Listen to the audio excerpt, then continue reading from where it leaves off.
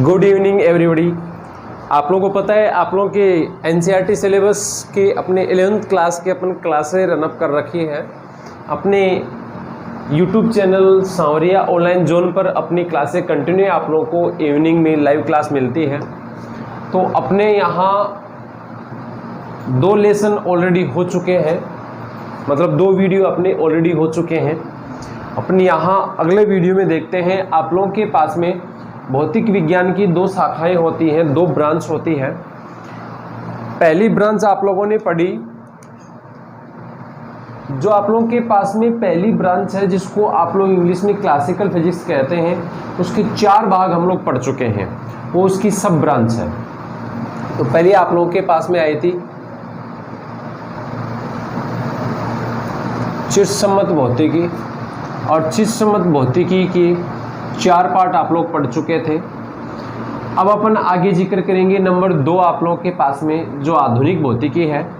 चिरसम्मत भौतिकी और आधुनिक भौतिकी दोनों को एक बार अपन, आधुनिक भौतिकी को तो पढ़ेंगे ही, साथ में चिरसम्मत भौतिकी को भी अपन थोड़ा सा बारीकी से देखते हुए चलेंगे। 2 नंबर आप लोगों के पास में है आधुनिक भौतिकी।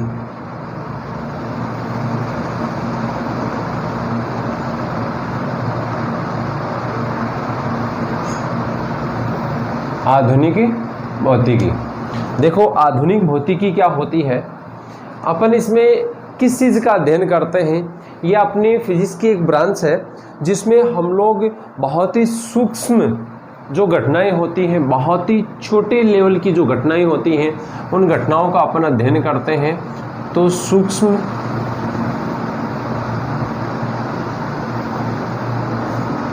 घटनाओं का अध्ययन किया जाता है। अब सूक्ष्म घटनाएं कौन सी होगी, यहाँ अपन कौन सी सूक्ष्म घटनाओं की बात कर रहे हैं? ऐसी घटनाएं जिनको हम लोग नग्न आंखों से नहीं देख सकते। नग्न आंखों का मतलब होता है कि हम लोग बिना किसी सूक्ष्मदर्शी के,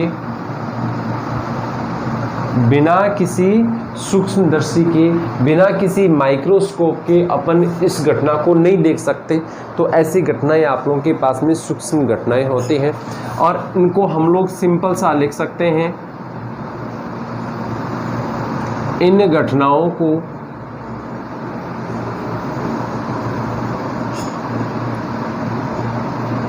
नग्न आंखों से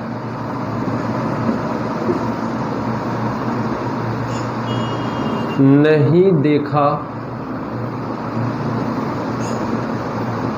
जाता है। कौन सी घटनाएं होती है? वो सूक्ष्म घटनाएं होती है। अब अपन इन सूक्ष्म घटनाओं को जिस फिजिक्स में पढ़ते हैं उस फिजिक्स को अपन कहते हैं मॉडर्न फिजिक्स। ठीक है, क्या कहते हैं उसे? मॉडर्न फिजिक्स, आधुनिक भौतिकी। आधुनिक भौतिकी की भी अपनी 4 ब्रांच है।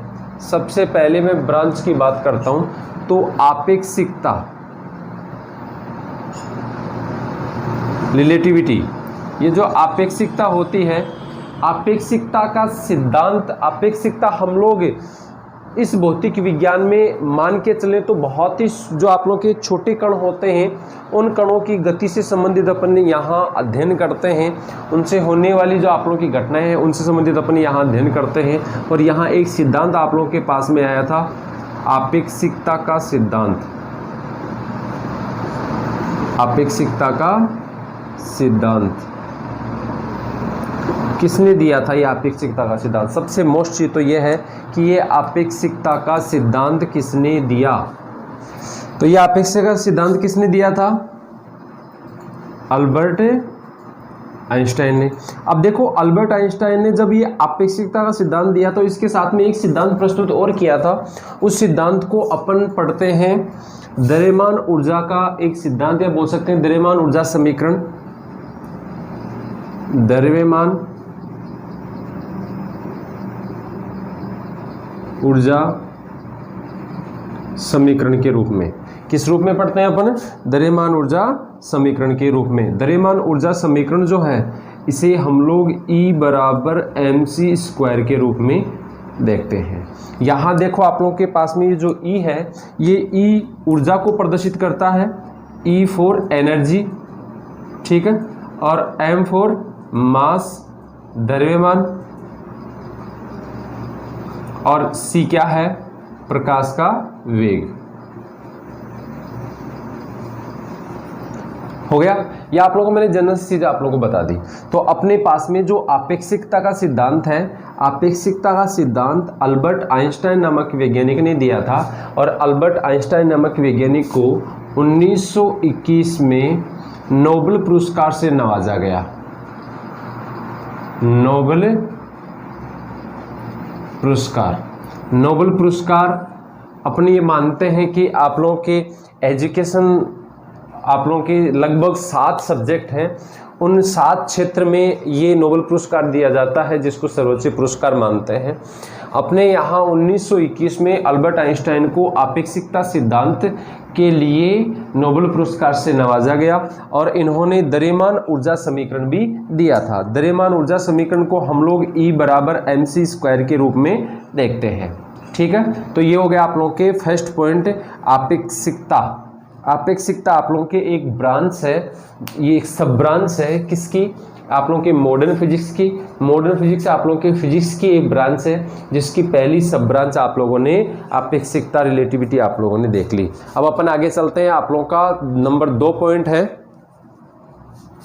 देखो आप लोगों के पास में नंबर 2 सब ब्रांच कौन सी है, क्वांटम भौतिकी। क्वांटम भौतिकी आप लोगों के पहली आपेक्षिकता थी। नंबर 2 है क्वांटम भौतिकी।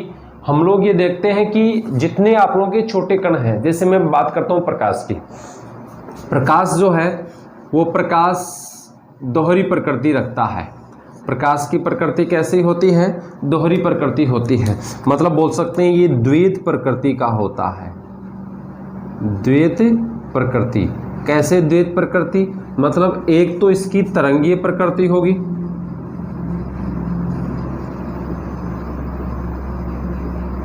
ठीक है, और एक आप लोगों के पास में इसकी कणीय प्रकृति होगी,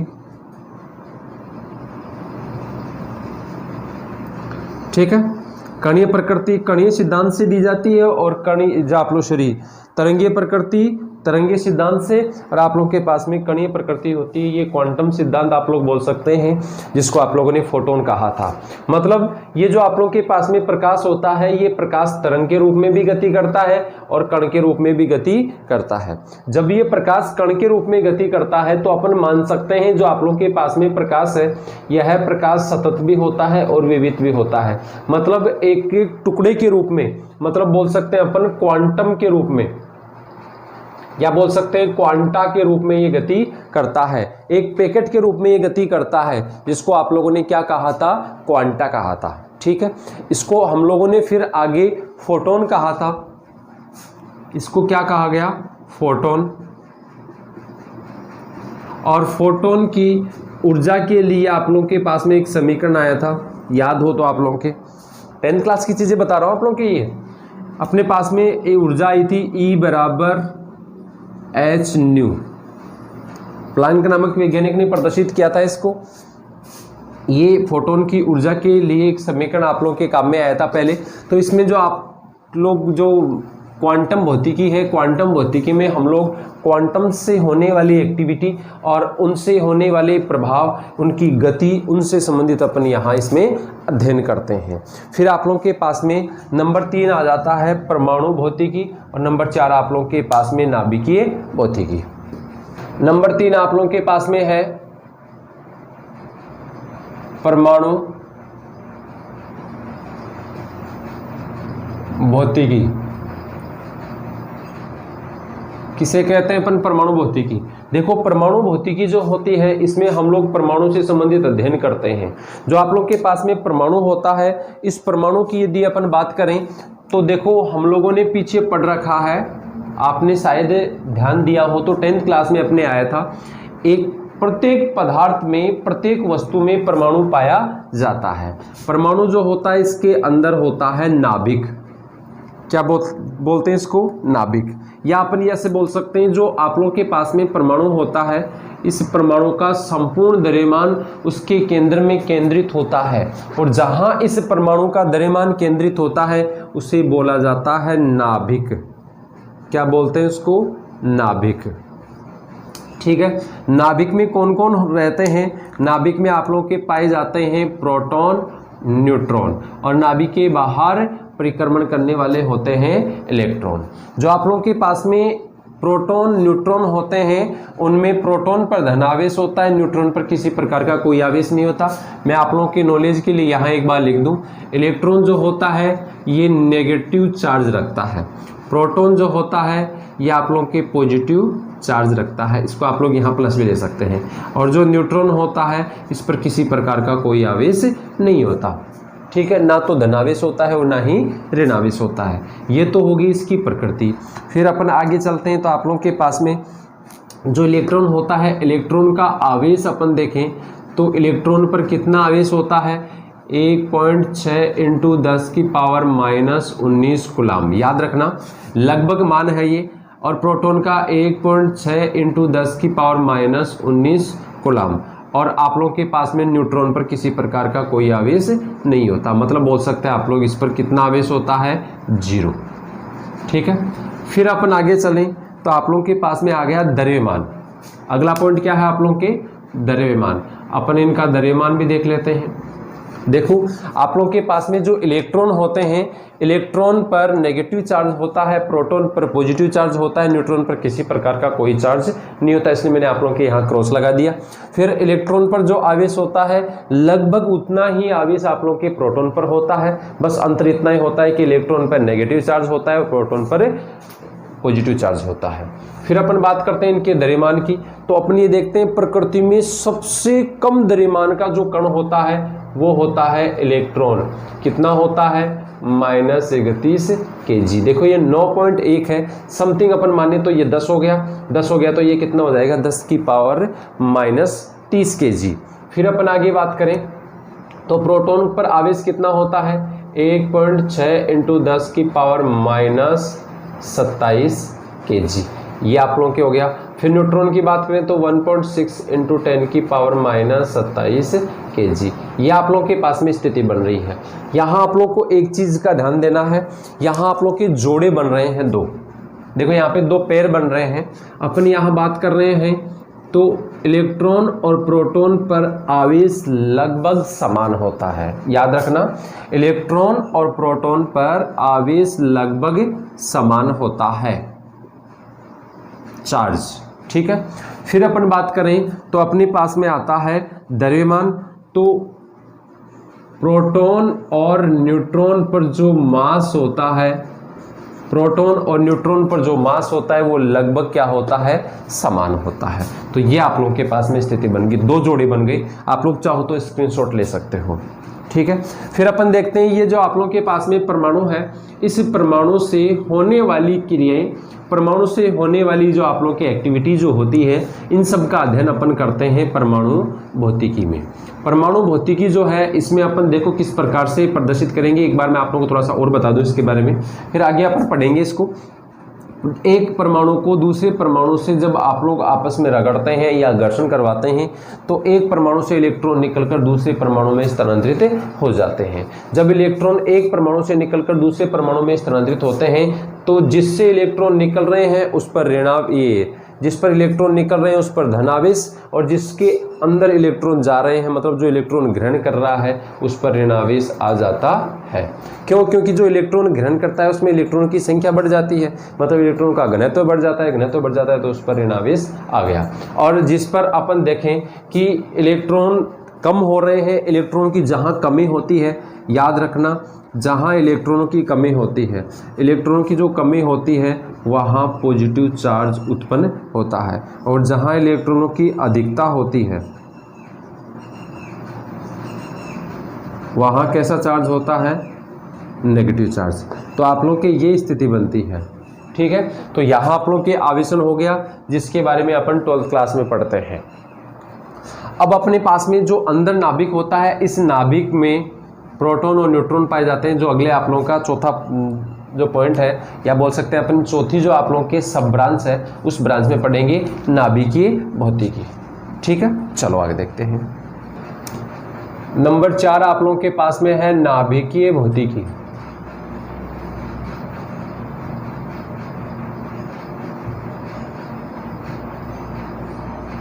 क्या है? नाभिकीय भौतिकी। नाभिकीय भौतिकी की अपन यदि बात करें तो नाभिकीय भौतिकी में हम लोग नाभिक से संबंधित अध्ययन करते हैं। सबसे पहले रदरफोर्ड ने जो आप लोगों की स्वर्ण पन्नी है, जो आप लोग बोल सकते हैं स्वर्ण पत्र पर अल्फा कणों की बौछार करवाई,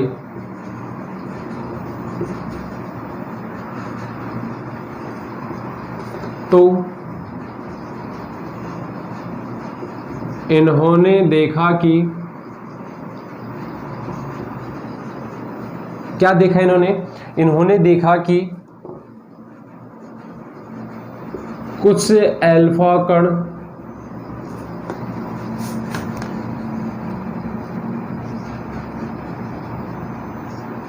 बिना विचलित हुए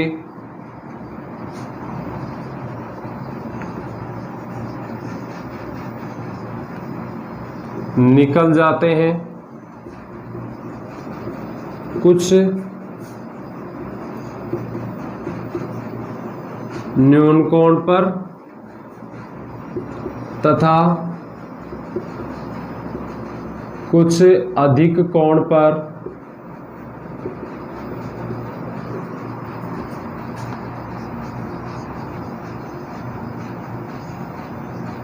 विचलित हो जाते हैं, लेकिन लगभग 20,000 में से एक अल्फा कण वापस मार्ग पर लौट जाता है।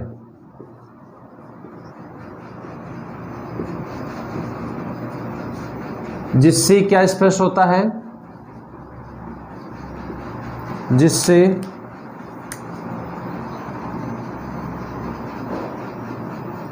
स्पष्ट होता है कि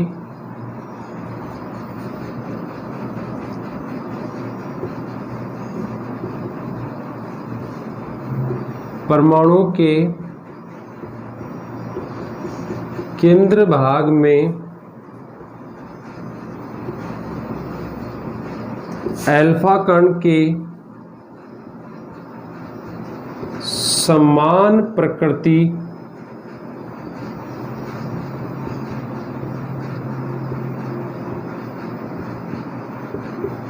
का आवेश पाया जाता है।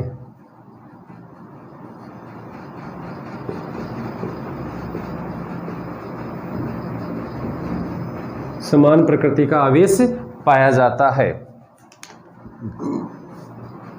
अब इससे रदरफोर्ड ने प्रदर्शित किया था, तो रदरफोर्ड ने क्या प्रदर्शित किया कि जो परमाणु होता है, परमाणु के अंदर जो नाभिक होता है, वो नाभिक जो होगा वो पॉजिटिव चार्ज का होगा, एक चीज़ जिससे प्रोटॉन की खोज हो गई। फिर अपन बात करते हैं, ये जो आप लोगों के पास में नाभिक होता है, इस नाभिक पर अल्फा जो कण होता है वो पॉजिटिव चार्ज का होता है।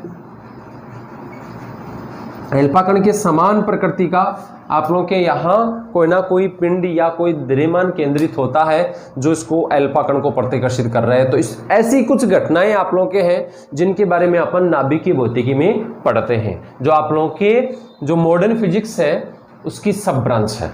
ठीक है, फिर आगे देख लेते हैं अपने भौतिक विज्ञान का जो कार्य क्षेत्र है उसके बारे में अपन थोड़ा सा देख लेते हैं। देखो अगला पॉइंट आप लोगों के है भौतिक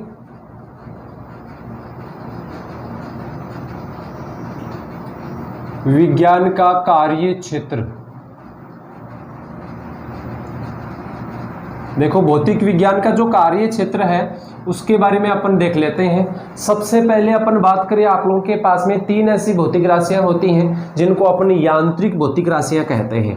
क्या कहते हैं? यांत्रिक भौतिक राशियां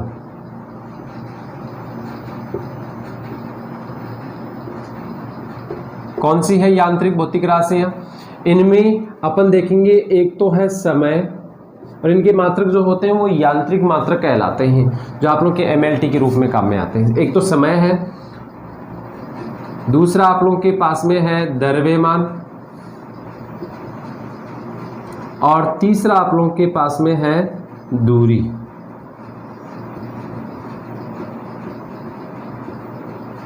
देखो सबसे पहले अपन बात करते हैं समय की। समय अपने पास में एक ऐसी भौतिक राशि होती है जो यांत्रिक भौतिक राशि के रूप में पढ़ी जाती है, और आप लोग के पास में मूल भौतिक राशि भी होती है। इसका यदि अपन कार्य क्षेत्र देखें तो इसका कार्य क्षेत्र जो होता है वो आप लोग के पास में 10⁻⁻22 सेकंड से, ध्यान रखना, 10⁻18 सेकंड तक होता है। मतलब आप लोगों के पास में छोटा जो समय होगा वो 10⁻22 सेकंड का होगा, और जो अधिकतम समय होगा वो 10⁻18 सेकंड का होगा। ये यहां से यहां तक, मतलब 10⁻22 सेकंड से 10⁻18 सेकंड तक जो हम लोग समय लेते हैं वो अपने भौतिक विज्ञान में पढ़ा जाता है, भौतिक विज्ञान में इसको प्रदर्शित किया जाता है। फिर अपन आगे बात करते हैं तो आप लोगों के पास में द्रव्यमान आता है। द्रव्यमान की यदि अपन बात करें तो द्रव्यमान जो होता है वो -30 kg होता है। मैंने आप लोगों को अभी बताया इलेक्ट्रॉन सबसे छोटे द्रव्यमान का मतलब सबसे हल्का, सबसे छोटा कण जो है वो कौन सा है, अपने इलेक्ट्रॉन लेते हैं, जिसका द्रव्यमान कितना होता है 9.1 × 10⁻31 kg। ये देखो ये 9.1 है लगभग, तो मैं इसको लगभग 10 मान सकता हूँ, तो 10⁻31, तो इसकी पावर 1 है तो 10⁻30 kg, मतलब ये इलेक्ट्रॉन का द्रव्यमान हो गया। यहाँ से आप लोग के 10⁻56 kg, ये लगभग माना आप लोगों के, ये न देखें कि आप लोगों के ये फिक्स मान है, इससे ऊपर नीचे नहीं हो सकता। जैसे मान लो 10⁻31 भी तो हुआ है, अपन 10⁻30 ले रहे हैं, तो ये अपने पास में लगभग है। कई बुकों में आप लोग के 10⁻55 भी मिलेगा, यहाँ पे कई बुकों में आप लोग 10⁻56 भी मिलेगा, तो आप लोग 55 ले लो या 56 ले लो, जो आप लोग के लिए बेटर हो। मैं यहाँ अपने ले लेता हूँ 55।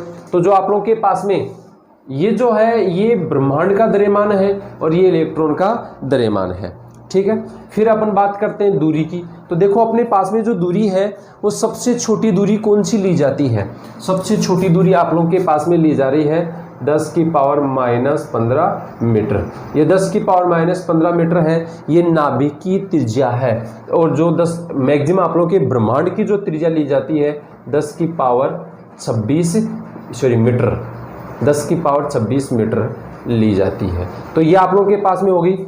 ये 10⁻15 मीटर है, इसको फर्मी भी पढ़ा जाता है, इसको एक फर्मी भी आप लोग कह सकते हैं। तो ये जो आप लोग के पास में दूरी है ये एक फर्मी से लेके जो आप लोग के नाभिक की त्रिज्या होती है, और जो ब्रह्मांड का त्रिज्य क्षेत्र अपन लेते हैं 10⁻26 मीटर त्रिज्य क्षेत्र के रूप में होता है। ये जो दिया गया मान है ये आप लोगों के पास में लगभग मान है, अपन फिक्स मान नहीं लेते क्योंकि ये आप लोगों के अनुमानित मान यहाँ प्राप्त कर रखा है। तो ये देख लिया आप लोगों ने कार्य क्षेत्र।